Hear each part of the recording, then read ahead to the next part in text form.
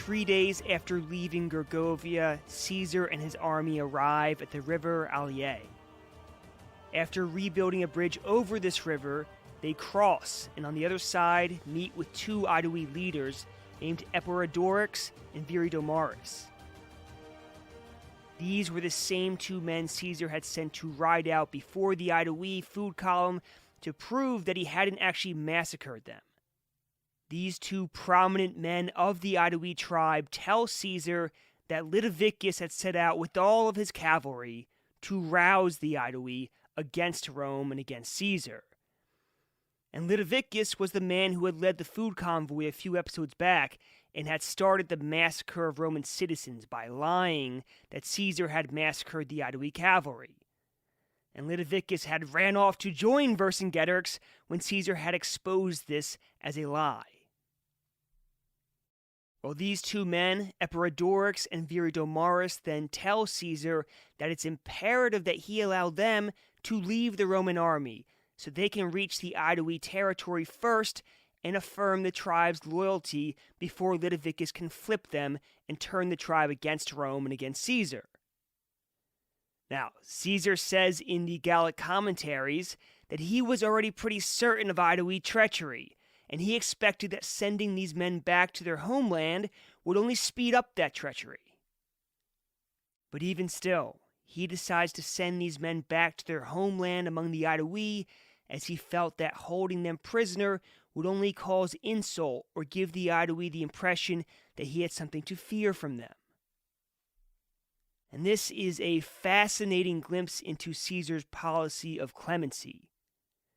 He continually forgives and shows mercy to and pretends to trust people who he knows are enemies or people that he knows will behave treacherously. And you could almost say this is a lack of judgment on Caesar's part or a character flaw. But it's also one of those qualities about Caesar that often makes him easy to root for.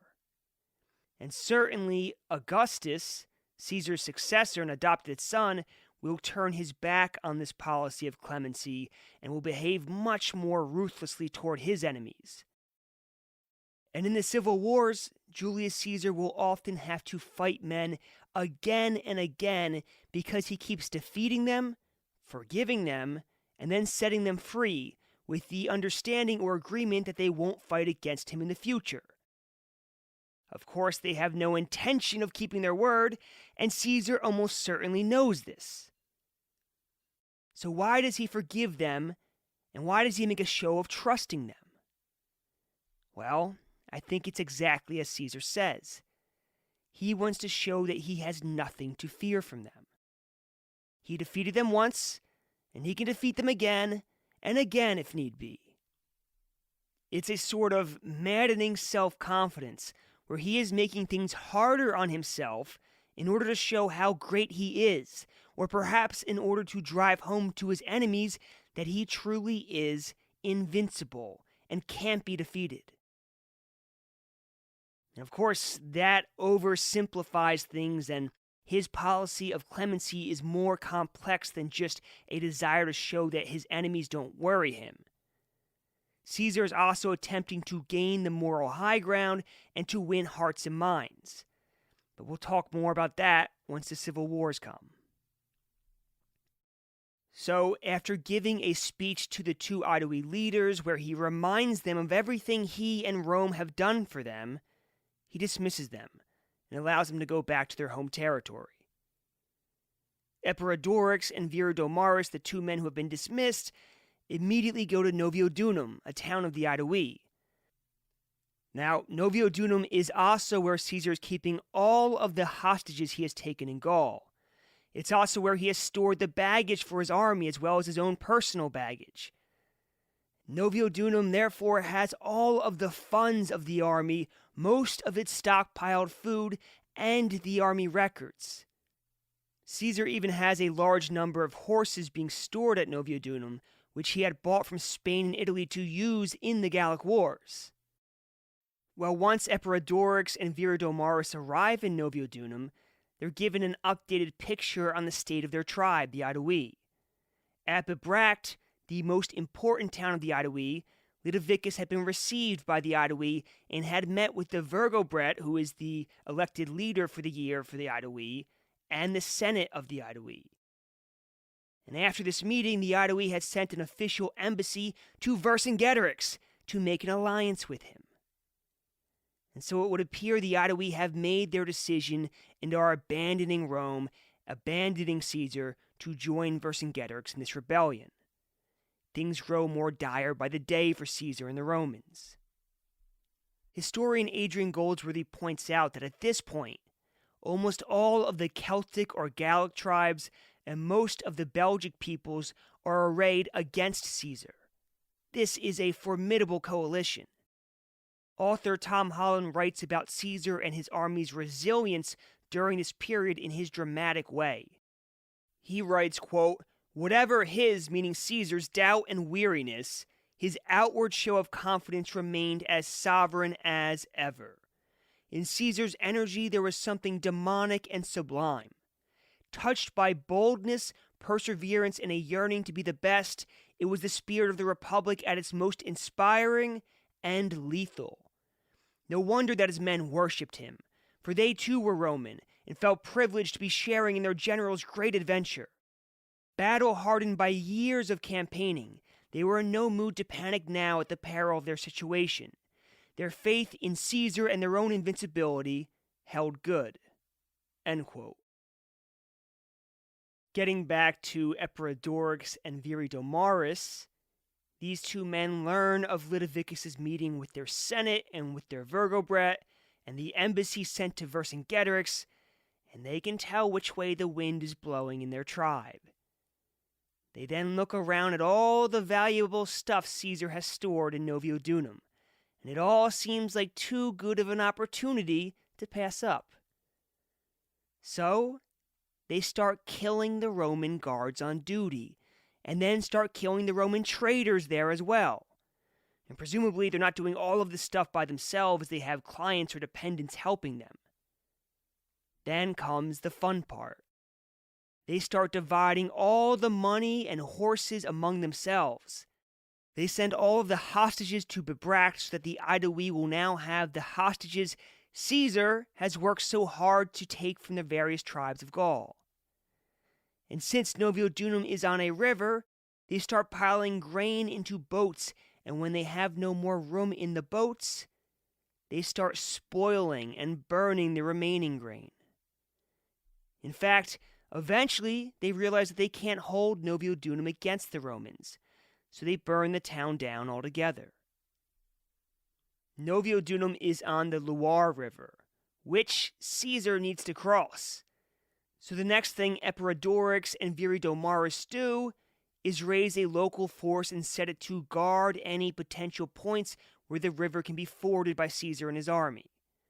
And their job is made easier by the fact that it's springtime and the snowmelt has the river running high. Caesar, resorting to one of his most effective and most frequent tactics, force marches his army night and day to arrive at the Loire before anyone expects him.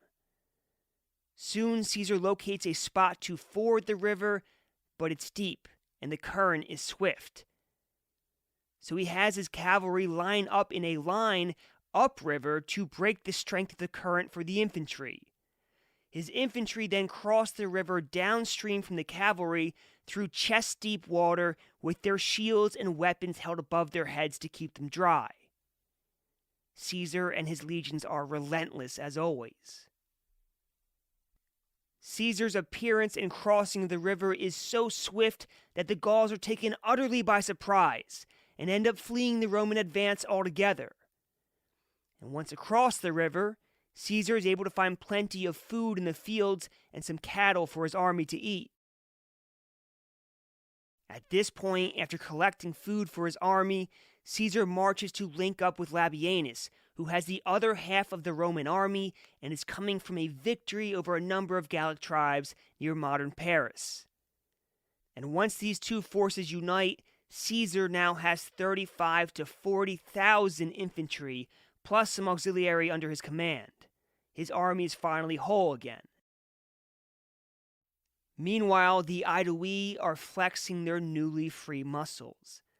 They're sending out embassies in every direction and using favors, influence, and bribery to win the support of Gallic tribes. And where these methods don't work, they threaten to harm the hostages they had stolen from Caesar to bring waverers into line. Now they decide that, having joined this whole rebellion, they ought to be in control of the rebellion, and one of their own ought to be supreme military commander of the rebellion. So no sooner have the Aedui joined this rebellion than they're trying to steal the command from Vercingetorix. So an assembly of the whole of Gaul is called at Bibracte. And according to Caesar, hordes of Gauls flocked there from every quarter. Then they put the decision to a popular vote, and of course, the charismatic Vercingetorix wins unanimously. And that always confuses me, because you would assume that at least the Aedui voted for their own candidate, right? Well, after losing, the Aedui are angry that they don't get to be leader. Caesar writes on this in his commentaries, quote, "The Aedui took being ousted from supreme control very badly, bewailing their change of fortunes, and began to miss the favor Caesar had shown toward them." End quote. You can almost hear the satisfaction in Caesar's writing. It's like seeing your ex isn't enjoying life with the partner they left you for. Vercingetorix, now confirmed in his command, orders for a force of 15,000 cavalry to gather. He also orders the Aedui and some other tribes to attack the Roman province of Transalpine Gaul in the hope that some of the Gallic tribes there will take this opportunity to join the rebellion and throw off their Roman yoke. After all, one of these tribes, the Allobroges, had rebelled against Rome only a decade ago. In fact, Vercingetorix secretly sends envoys to the Allobroges with offers of bribes to their leaders, promising their tribe control of all of Transalpine Gaul if they join the rebellion. And in attacking Transalpine Gaul, Vercingetorix is attempting to seize the initiative and put Caesar on the back foot. But despite this attack on the Roman province, he also reiterates that starving the Romans out is still his main strategy. This is a strategy that, according to historian Adrian Goldsworthy, Roman military slang referred to as kicking the enemy in the stomach. Flashback to Caesar, and he is well aware that there is a significant disparity in cavalry between his army and Vercingetorix. And he needs to fix this, or at least decrease the disparity. There's a big issue, though, in that he's cut off from his provinces by the Gauls, so he can't expect any reinforcements from there. So Caesar comes up with a radical solution. For years now, he's been unsuccessfully trying to teach the Germanic tribes to stay on their side of the Rhine, stop coming into Gaul. Now, Caesar sends messengers over the Rhine to some of the tribes that he says he has subdued to demand cavalry and light-armed infantry to fight alongside the cavalry. And in response, the Germanic tribes send a sort of legendary force in the story of the Gallic Wars, and they're legendary for a few different reasons. First, an unknown number of what I imagine as hulking Germans show up at Caesar's camp, and they're riding very tiny ponies. These were the breed of horse or pony customarily ridden in Germania, but Caesar's not impressed. He calls these horses or ponies wholly unsuitable.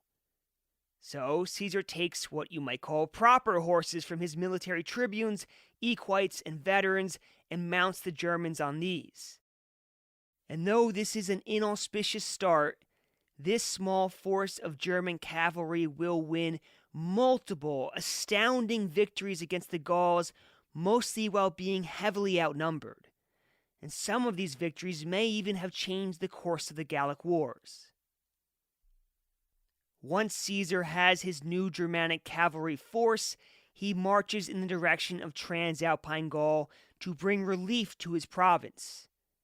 Now, in hindsight, Transalpine Gaul won't need Caesar's help, but of course, Caesar doesn't know this yet. You see, Gaius Julius Caesar, our Caesar, the one that we've been talking about for the entirety of this podcast, has a distant cousin, Lucius Julius Caesar.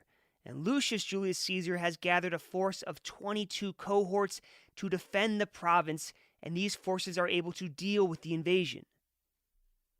And in case you're curious, Lucius Julius Caesar is himself an ex-consul, but was choosing to serve under Gaius Julius Caesar as one of his legates. And one more fun fact, the modern French region of Provence gets its name from ancient Rome. In ancient Roman times, it was common to refer to Transalpine Gaul, the province that Vercingetorix is attacking, simply as Provincia Romana, which means the Roman province. Eventually, this was shortened to simply Provincia, and Caesar refers to it this way all the time in the Gallic Wars commentaries. Now, the Latin nickname Provincia eventually became the modern name of Provence, by which it's known today. Getting back to our story, Caesar is marching down toward Transalpine Gaul to bring relief to his province. And there's an enormous amount of pressure on Caesar at this point. He's coming fresh off a lost battle at Gergovia, his province is under attack, his Gallic allies have abandoned him, and now he's being forced to run back to his province. And yes, he's trying to protect his province, but the perception in Gaul is that he's fleeing Free Gaul back home to the safety of Transalpine Gaul after all these setbacks that he's faced. Classics professor Philip Freeman, in his book Julius Caesar, talks about what is potentially hanging over Caesar's head if he doesn't find a way to turn things around and to do so soon. Freeman writes, quote, "The Senate, led by Cato and the Optimates, would gleefully strip him, meaning Julius Caesar, of his command. The remainder of his miserable life would be spent defending himself against punitive lawsuits or in wretched exile in some distant land." End quote. Well, Vercingetorix learns of Caesar's retreat, or march to Transalpine Gaul, depending on your viewpoint, and he is determined to keep the initiative and stay on the offensive. So Vercingetorix marches his army along with his large cavalry force to intercept the Romans, and within 3 days, the Gauls are camped 9 miles from Caesar's camp. At this point, Vercingetorix summons his cavalry commanders to a meeting. He tells them that the moment of victory is at hand. The Romans are fleeing Gaul for the safety of their province. But this isn't enough, he says. They need a good kick on the rear on the way out so they don't come back. Otherwise, Vercingetorix says, they'll simply return with reinforcements and prolong the war. So, Vercingetorix tells them they must attack the Roman column as it marches, slowed down by its baggage train. This will force the Romans to make a choice. Either defend the baggage train and slow the march of the army to a crawl, or abandon the baggage train and leave all their possessions and food to the Gauls. At this, the Gallic cavalry cry out that they want to take a solemn oath. No man is to be received beneath a roof or have access to his children, his parents, or his wife, unless he rides twice through the Roman column. And so they take this oath to inspire themselves and to make sure that no man is hanging back from the fighting. The next day, Vercingetorix splits his cavalry into 3 forces. 2 of these attack the Roman column from its flanks. The third attacks the front of the Roman column to stop its forward progress. The second Caesar realizes that they are under attack, he divides his heavily outnumbered cavalry into 3 groups and orders them to attack the Gallic cavalry. And according to Caesar, there was fighting everywhere at once. The legionaries soon bring the baggage together and form a square around it. And during this fight, Caesar is everywhere. Whenever he sees his cavalry being hard-pressed, he sends out infantry to support them. The infantry stop the pursuit of the Gallic cavalry and give Caesar's cavalry time to reform and to get back into the fight.